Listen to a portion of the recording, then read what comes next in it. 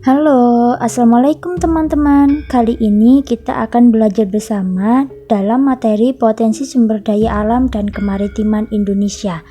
Yang pertama yaitu potensi sumber daya alam. Perlu kita ketahui, sumber daya alam adalah segala sesuatu yang berasal dari alam dan dapat digunakan untuk memenuhi kebutuhan hidup manusia. Apa sajakah potensi sumber daya alam di Indonesia? Yang pertama yaitu potensi sumber daya alam hutan. Indonesia memiliki potensi yang sangat besar dan sangat luas, terutama yang berada di Papua, Kalimantan, Sulawesi, dan Sumatera. Salah satu hasil hutan adalah kayu. Beberapa jenis kayu diantaranya yaitu kayu keruning yang berada di Kalimantan, Sulawesi, dan Papua. Rotan yang berada di Sumatera dan Kalimantan. Kayu cendana yang berada di Nusa Tenggara Timur, dan kayu rasamala dan aksia yang berada di Jawa Barat. Kayu-kayu tersebut dapat dimanfaatkan untuk berbagai keperluan, seperti membuat meja, kursi, lemari, dan masih banyak lagi. Manfaat dan fungsi hutan. Yang pertama yaitu tempat penyimpangan cadangan air, yaitu air hujan diserap ke dalam tanah sehingga mencegah kekeringan di musim kemarau. Yang kedua yaitu sebagai paru-paru dunia, yang artinya hutan sebagai penghasil oksigen sehingga suhu udara di bumi tidak panas.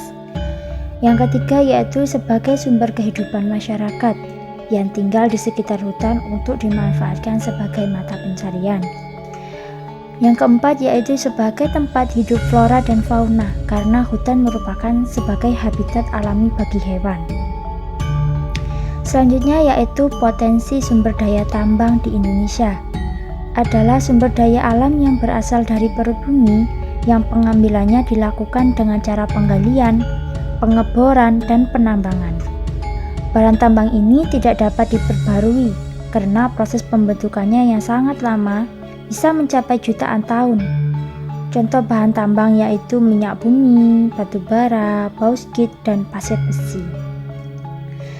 Yang kedua yaitu potensi kemaritiman Indonesia. Potensi laut. Indonesia merupakan negara kepulauan yang antar pulaunya dipisahkan dengan laut.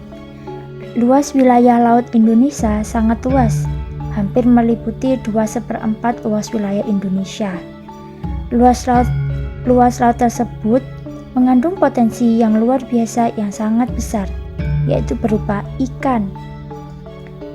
Sumber daya ikan merupakan salah satu potensi sumber daya laut Indonesia yang sejak dulu dimanfaatkan penduduk.